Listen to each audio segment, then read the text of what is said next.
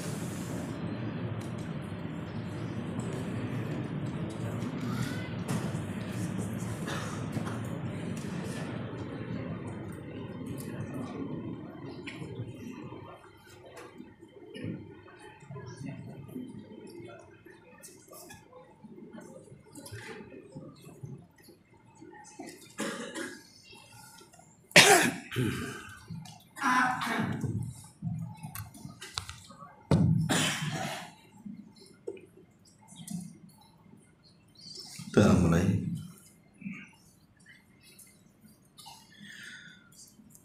Bismillahirrahmanirrahim. Assalamualaikum warahmatullahi wabarakatuh.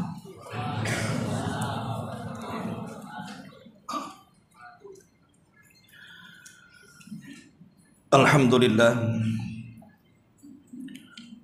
Alhamdulillahilladzi kafana wa hadana wa ja'alana minal muslimin.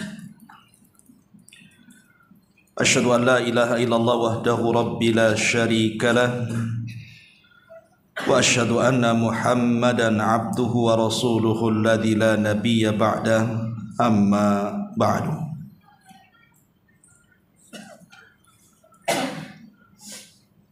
Hadirin dan hadirat yang dimuliakan Allah Subhanahu wa taala, alhamdulillah di malam hari ini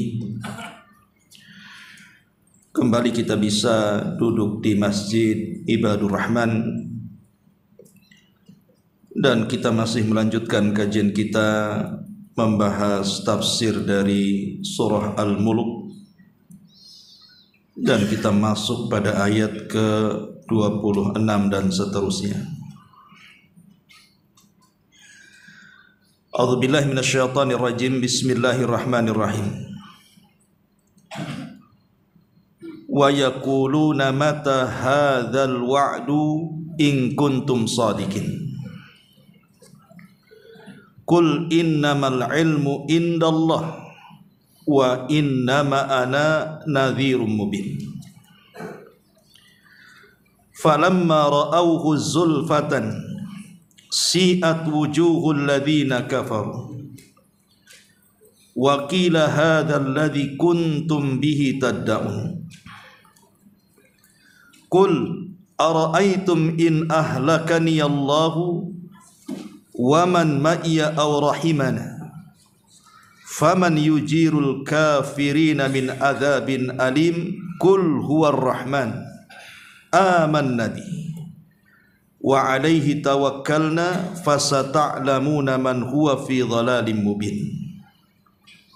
Qul ara'aytum in asbaha ma'ukum ghaura faman ya'tikum bima'in ma'in.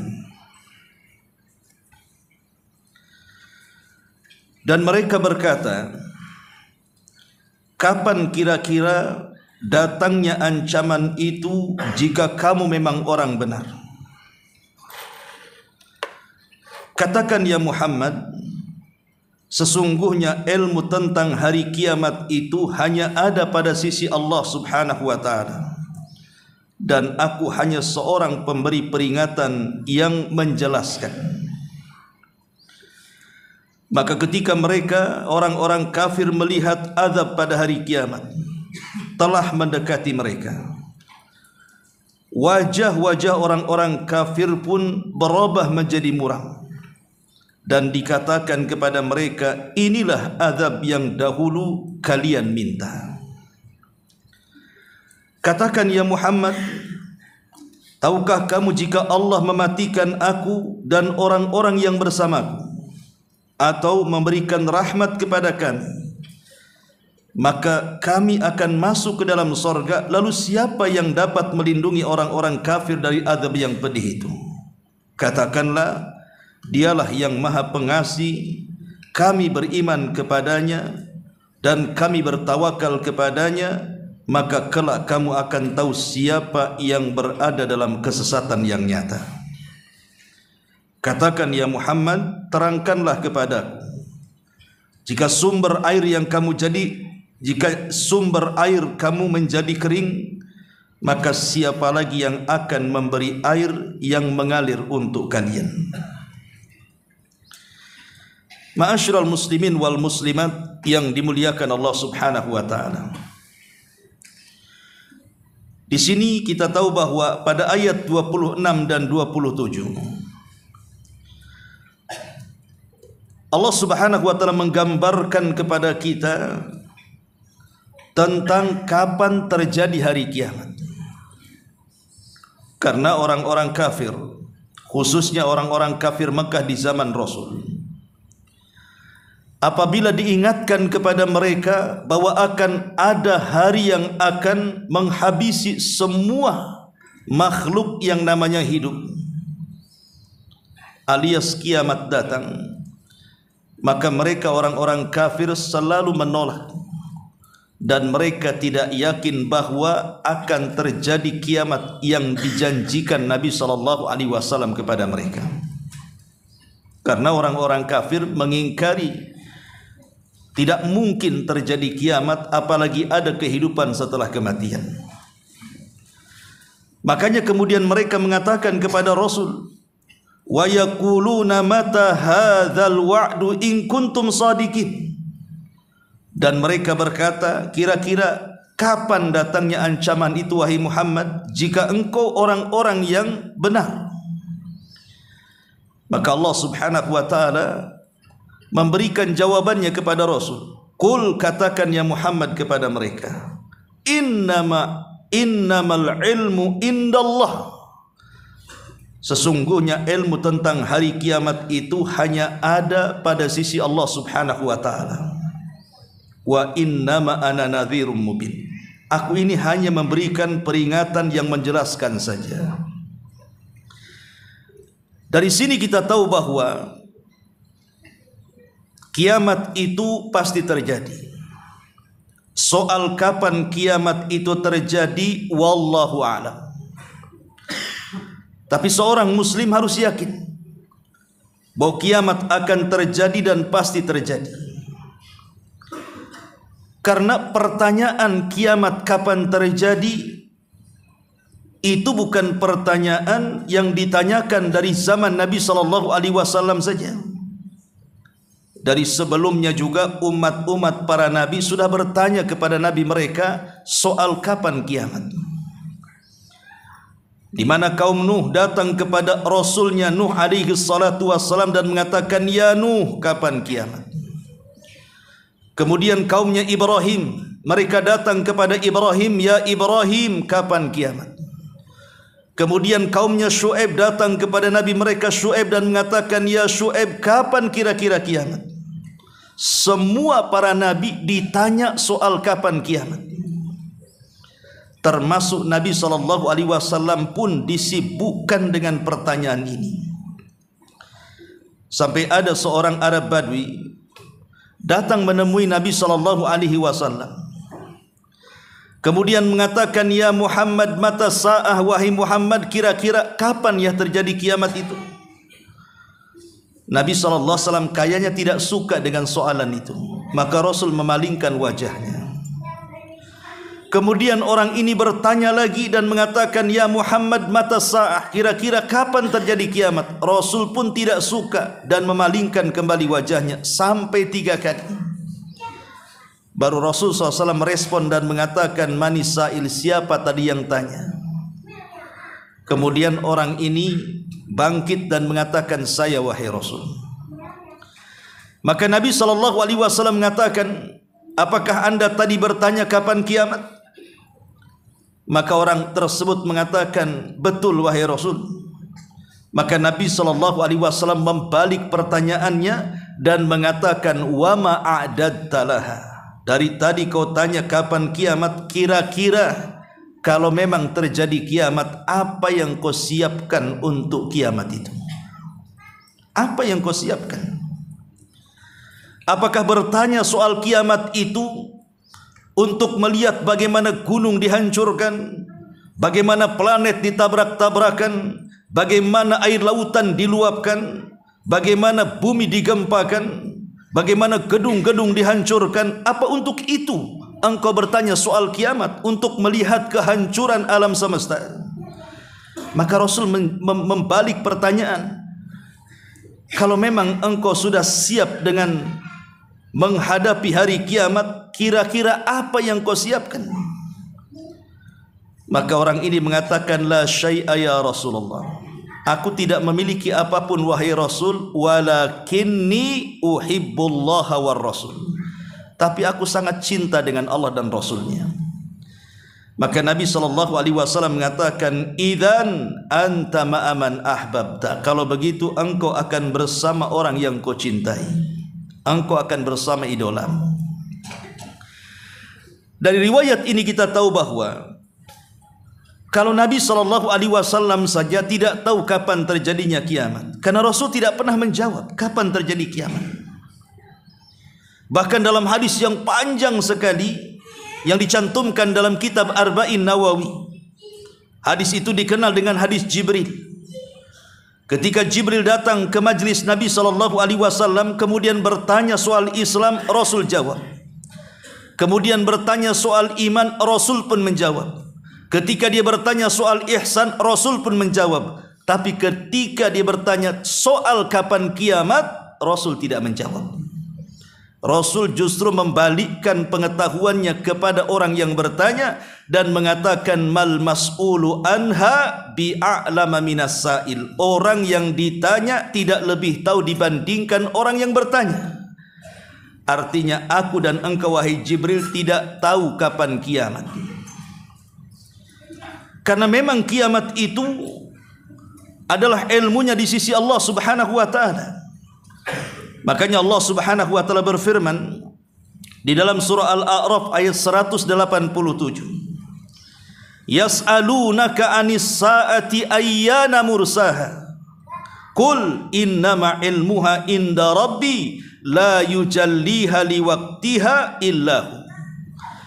Mereka orang-orang itu datang kepadamu wahai Muhammad bertanya soal kapan kiamat, bilakah terjadinya? Maka Allah katakan kepada Rasul, katakan ya Muhammad, sesungguhnya pengetahuan tentang kiamat itu ada di sisi Rabbku. Tidak ada seorang pun yang dapat menjelaskan kapan waktu kedatangannya.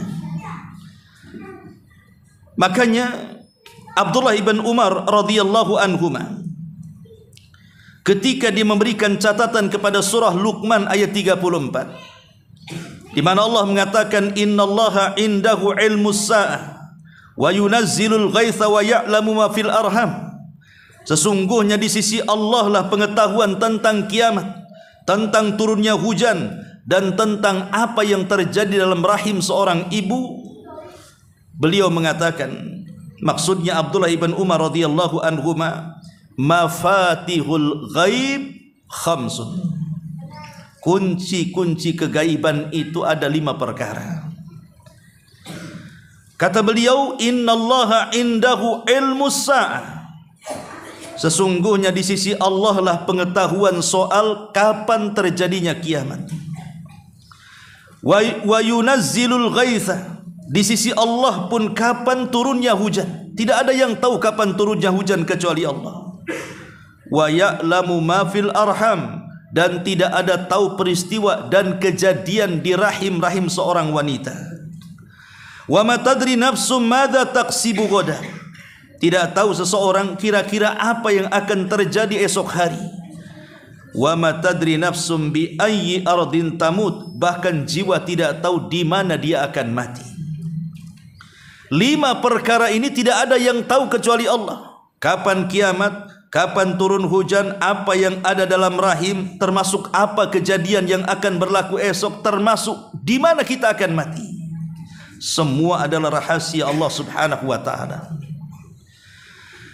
Makanya kalau seandainya seseorang kemudian meramal tentang sebuah peristiwa besar bahwa akan terjadi kiamat, saya pastikan ramalannya meleset 100%, bahkan 1000%. Kan sudah banyak orang-orang yang meramal kapan kiamat.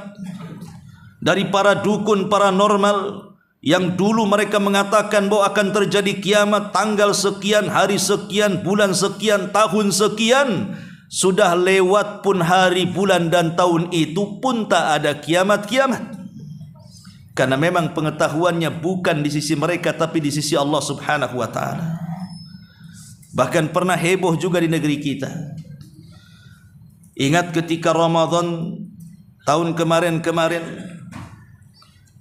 bahwa akan terjadi dukhan, asap tebal yang merupakan tanda dari tanda-tanda kiamat besar.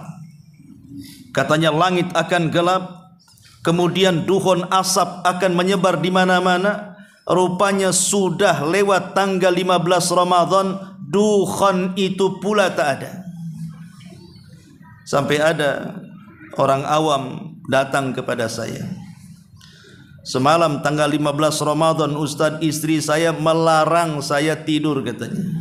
Kenapa tak tidur? Takut kiamat katanya. Karena sudah tersebar beritanya di medsos. Terpaksalah saya, ngantuk-ngantuk pun tak tidur katanya. Emang Bapak percaya? Istri saya yang percaya katanya. Setelah lewat tanggal 15 baru dia sadar ternyata itu berita hoax. Bahkan yang memfatwakan tidak tanggung jawab. Harusnya kan dia tanggung jawab, karena dia yang pegang kiamat masalahnya. Ya. Ma'asyiral muslimin wal muslimat rahimakumullah.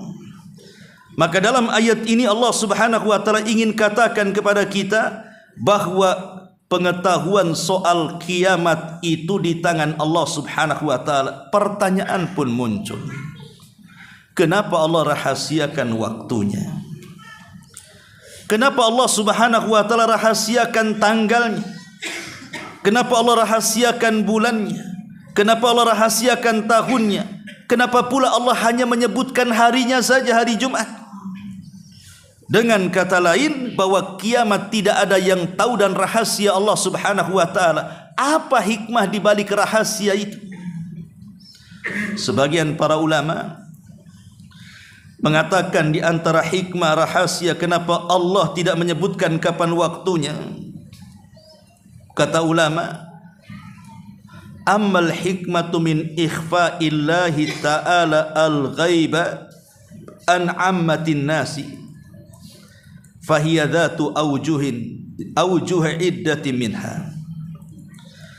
Adapun hikmah kenapa Allah menyembunyikan perkara gaib semacam kiamat ini, memang ada beberapa perkara. Kata ulama, pertama, tahqiqu ikhtisasillahi bil ghaibi, bahwa ini menunjukkan pengetahuan yang gaib itu memang hanya kekhususan Allah. Tidak ada selain daripada Allah tahu yang gaib. Tidak manusianya, tidak jinnya, bahkan tidak malaikatnya.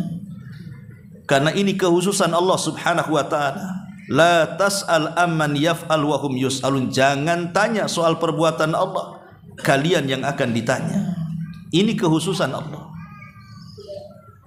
Kemudian yang kedua, disembunyikannya kenapa hari kiamat tidak diberitahu kepada kita sebagai bahan al-imtihan wal ibtilah. Karena Allah hendak menguji kita. Allah hendak menguji hamba-hambanya.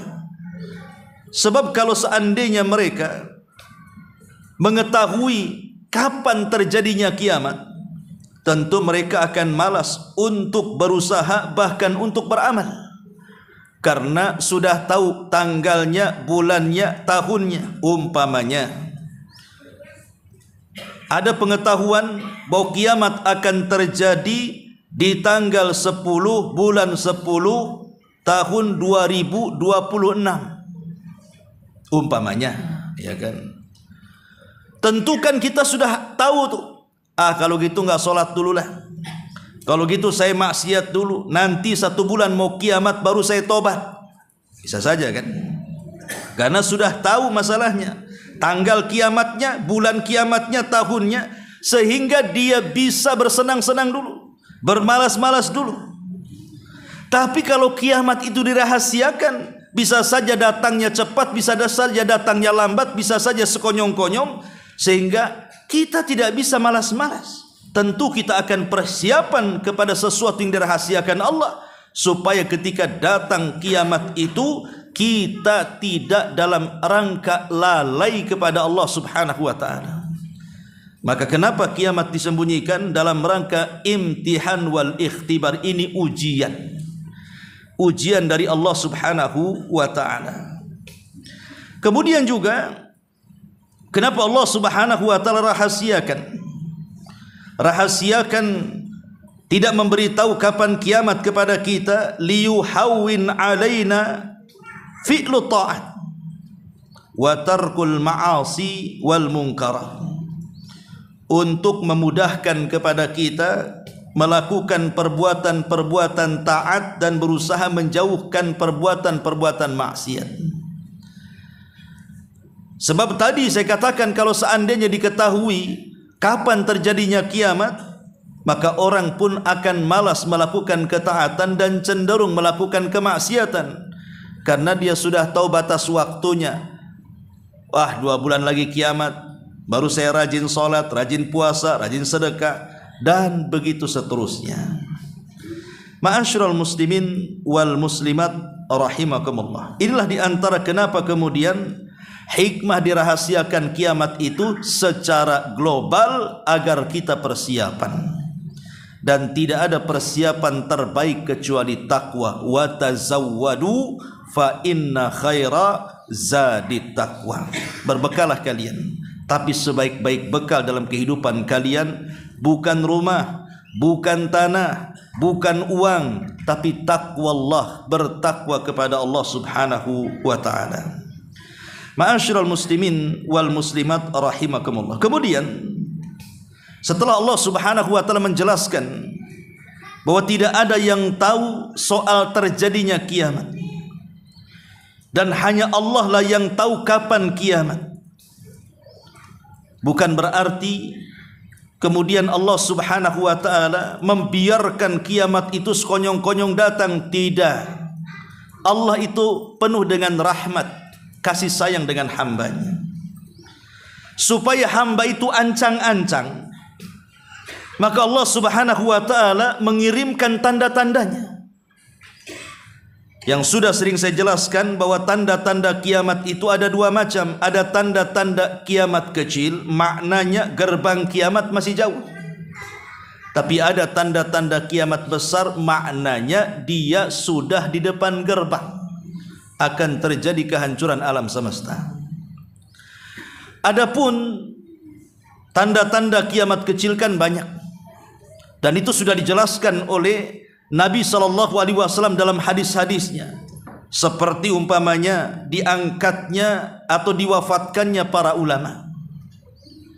Diwafatkan para ulama bagian daripada tanda-tanda kiamat kecil, yang dengan diwafatkan para ulama menyebarlah kejahilan dan ilmu pula diangkat. Atau umpamanya perzinahan yang merebak di mana-mana. Kemudian juga minuman-minuman keras yang sudah lagi tidak diharamkan, bahkan menjadi sebuah kebanggaan. Atau anak-anak yang durhaka kepada orang tua, berlomba-lombanya manusia mengejar dunia dan meninggalkan akhirat. Kemudian juga waktu yang begitu cepat dan juga berdekatannya pasar, termasuk juga antara laki-laki dan perempuan sudah saling meniru. Perempuan jadi laki-laki, laki-laki jadi perempuan, termasuk banyak fitnah di mana-mana, perang saudara antara kaum muslimin, dan itu sudah berlaku. Tapi tanda-tanda kiamat kecil seperti ini tentu masih jauh daripada kiamat besar. Karena kiamat besar itu ada tanda-tandanya, yang kalau datang tanda-tanda 10, maka wajib kiamat didatangkan Allah. Apa tanda-tanda 10? Ya, sudah saya jelaskan, dari munculnya Dajjal, kemudian turunnya Isa bin Maryam, kemudian munculnya Ya'juj wa Ma'juj, kemudian munculnya dukhon asap yang ada di langit, kemudian juga munculnya matahari dari arah barat, kemudian munculnya binatang yang melata dari perut bumi yang bisa bicara, disusul dengan gempa di 3 tempat, timur, barat, dan jazirah Arab, dan ditutup dengan api yang keluar dari Adan menggiring manusia sampai di negeri Syam. Kalau sudah 10 tanda besar ini muncul, disinilah Allah Subhanahu wa taala mengatakan wa nufikha fis suri fasa'iqa man fis samawati wa man fil ardh. Dan sangkakala pun ditiup, maka matilah semua makhluk yang ada di langit dan semua makhluk yang ada di bumi, illa man sya Allah, kecuali makhluk yang dikecualikan Allah Subhanahu wa taala. Ma'asyiral muslimin wal muslimat rahimakumullah. Kemudian ayat berikutnya Allah Subhanahu wa taala berfirman, falamma ra'awhu zulfatan si'at wujuhul ladzina kafaru wa qila hadzal ladzi kuntum bihi tad'un. Maka ketika mereka melihat azab, maksudnya orang-orang kafir, kapan itu? Tentu pada hari kiamat, dan itu sudah mendekati kepada mereka. Tiba-tiba si'at wujuhul ladzina kafaru, wajah orang-orang kafir itu menjadi muram. Wakila, dan dikatakan hadzal ladzi kuntum bihi tad'un, dan dikatakan kepada mereka, inilah azab yang dahulu engkau minta. Karena begini ikhwatu fiddin yang dimuliakan Allah Subhanahu wa taala, orang-orang kafir di zaman Nabi sallallahu alaihi wasallam, tadi saya sudah katakan mereka tidak yakin akan adanya kiamat, apalagi yakin akan adanya hari kebangkitan, sehingga mereka selalu mengejek Nabi sallallahu alaihi wasallam bahwa itu tidak mungkin terjadi, mustahil, dan lain sebagainya. Tetapi mereka tidak sadar bahwa hari itu pasti terjadi, dan Allah gambarkan bagaimana wajah-wajah mereka ketika dia dihadapkan dengan azab Allah kelak pada hari kiamat. Baru mereka mengalami penyesalan. Karena begini ikhwan, kalau kita ini di dunia kemudian yakin bahwa akan terjadi hari kiamat, kalaupun kita tidak mungkin merasakan kiamat, tapi kita akan yakin bahwa kiamat itu datang. Dan setelah terjadi kiamat, kita akan dibangkitkan dan akan dipertanggungjawabkan semua perbuatan yang kita lakukan di dunia. Kalau kita meyakini dua perkara ini, kiamat akan datang dan setelah kematian ada pertanggungjawaban, sebenarnya kita tidak rugi kalaupun itu tidak terjadi. Umpamanya, ya, saya yakin kiamat itu ada. Saya yakin bahwa setelah kematian ada kehidupan. Akhirnya saya pun sholat, saya pun puasa, saya pun zakat, saya pun sedekah, saya pun silaturahim, saya pun baca Quran, saya pun silaturahim, dan begitu seterusnya. Banyak mengamalkan amalan-amalan untuk akhirat. Kemudian Allah cabut nyawa kita. Tiba-tiba setelah dicabut, tak ada pun yang dikatakan bahwa ada kehidupan setelah kematian itu. Kira-kira nih, rugi enggak kita ini beriman kepada kehidupan setelah kematian, padahal setelah mati rupanya tidak ada itu semuanya? Kan tidak rugi. Di lain waktu ada orang yang kemudian tidak yakin, tidak ada tuh kiamat, tidak ada kehidupan setelah kematian, tidak ada kebangkitan itu. Akhirnya dia mabuk, akhirnya dia zina, akhirnya dia maksiat, akhirnya dia melakukan kemungkaran. Kemudian dia mati, rupanya ada rupanya kehidupan setelah kematian. Kira-kira dia di hadapan Allah mau ngapain dia? Kan rugi jadinya. Yang dia ingkari selama ini rupanya ada. Baru dia kapok, baru dia menyesal, baru dia ingin kembali ke dunia dan mengatakan Rabbirji'uni, ya Allah kembalikan aku ke dunia. Ya wis kasep itu. Sudah enggak mungkin lagi dia kembali ke dunia kan. Itu masalahnya. Kan enggak ada ruginya kita ini kemudian yakin bahwa akan terjadi hari kiamat, akan terjadi hari setelah kematian, kehidupan setelah kematian, adanya kebangkitan. Kalaupun tidak terjadi, maka kita tidak ada ruginya. Apalagi kalau terjadi, maka kita akan untung dengan ibadah kita.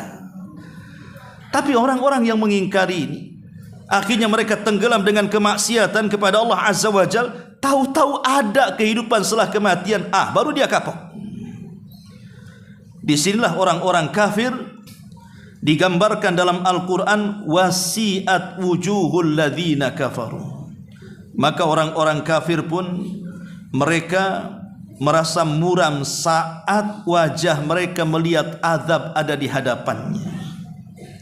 Ma'asyiral muslimin wal muslimat rahimani wa rahimakumullah. Allah Subhanahu wa taala menggambarkan tentang gambaran-gambaran wajah orang-orang kafir pada hari kiamat. Pertama Allah sebutkan dalam surah Az-Zumar ayat 59.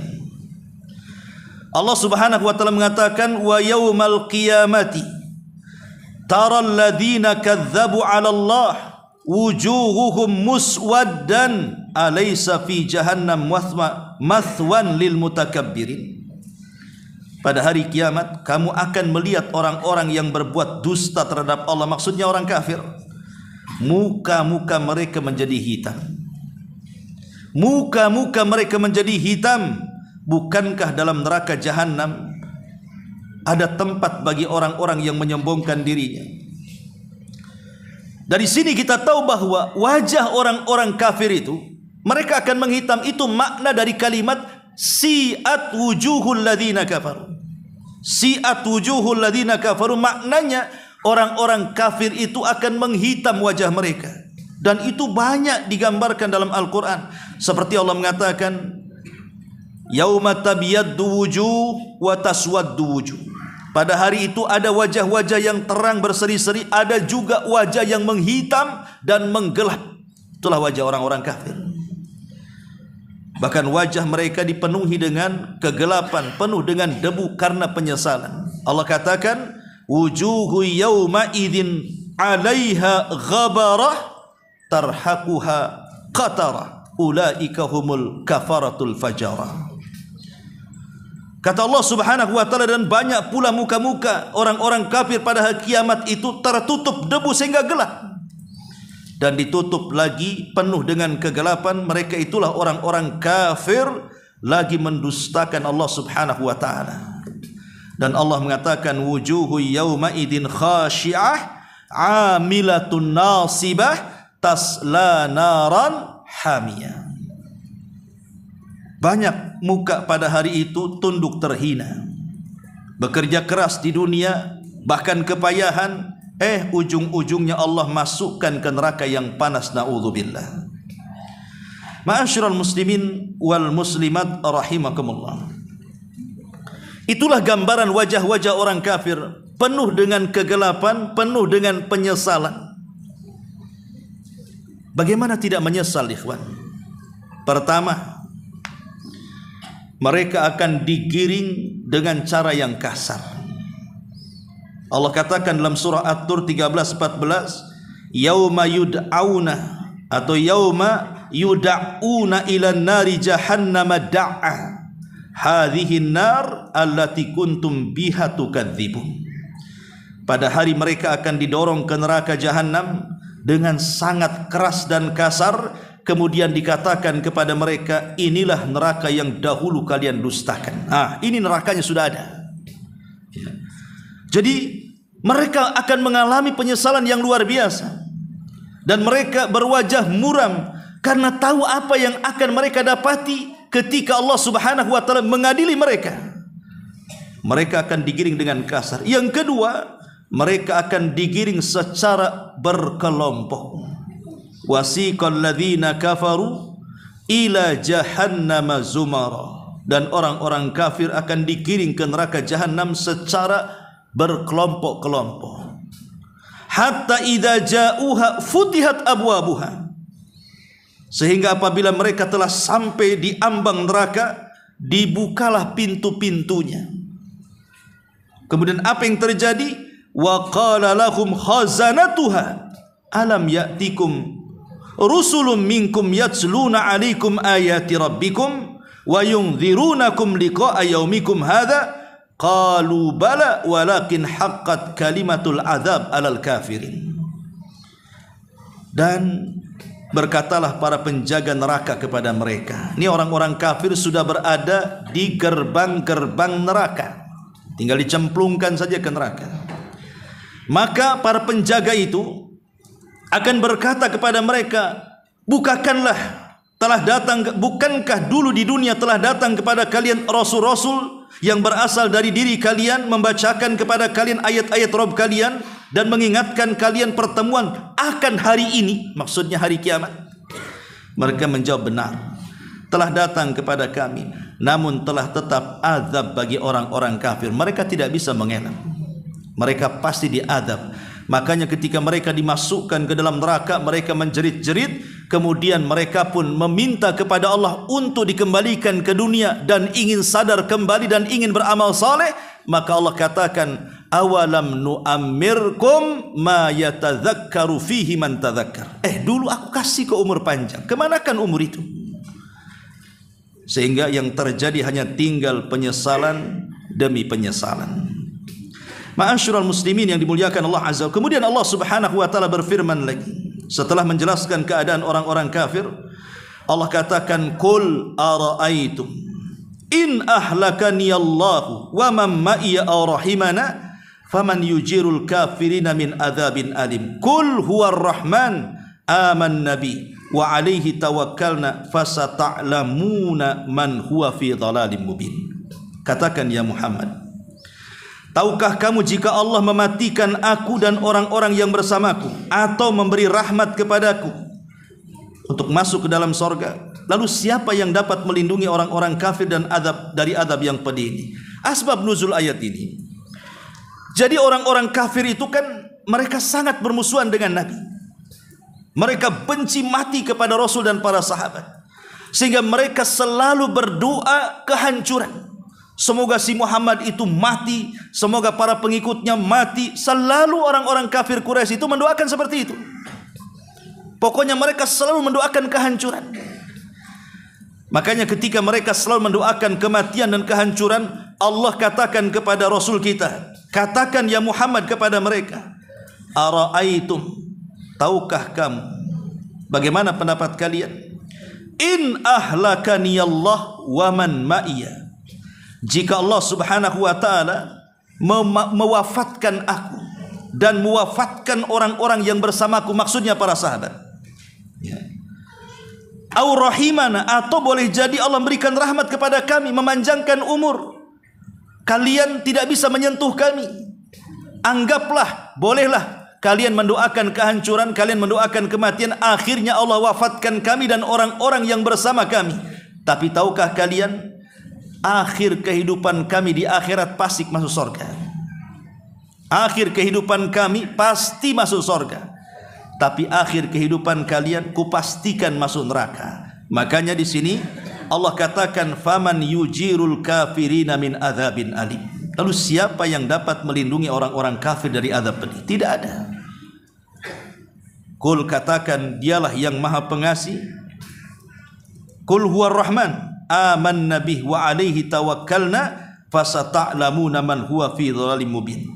Dialah yang maha pengasih, kami beriman kepadanya dan kepadanya kami bertawakal, maka kelak kamu akan tahu siapa yang berada dalam kesesatan yang nyata. Ini sebagai bantahan kepada orang kafir yang selalu meminta azab kepada Rasul. Datangkan azab itu kalau memang ada, datangkan kiamat itu kalau memang ada. Nanti Allah Subhanahu wa taala akan buktikan siapa yang berada di atas petunjuk dan siapa yang berada dalam kesesatan. Tidak di dunia, di akhirat, ya. Maka Allah tutup ayatnya, qul ara'aitum in asbaha ma'ukum ghairan faman ya'tikum bima'in ma'in. Katakan ya Muhammad, terangkanlah kepadaku jika sumber air kamu itu menjadi kering, tidak ada lagi air, maka siapa yang akan memberimu air yang mengalir? Ayat ini ditutup dengan bicara soal air. Kenapa ditutup soal air? Karena air itu segala sesuatu bisa hidup. Tanpa air orang mati. Tapi dengan adanya air semua bisa hidup. Lah air yang bisa menghidupkan semuanya. Manusia bisa hidup karena air, binatang bisa hidup karena air, tumbuh-tumbuhan bisa hidup karena air. Kalau seandainya air itu ditahan oleh Allah Subhanahu wa taala, siapa yang mampu mendatangkan air itu? Dan ini kuasa Allah Subhanahu wa taala, dan harus kita syukuri ya dengan adanya nikmat air itu. Wallahu a'lam bishawab. Saya minta maaf ikhwan karena saya ada acara, saya harus cepat ya. Mudah-mudahan ada manfaatnya. Subhanaka bihamdika asyhadu an la ilaha illa anta astaghfiruka wa atubu ilaik. Allahu ta'ala alam. Assalamualaikum.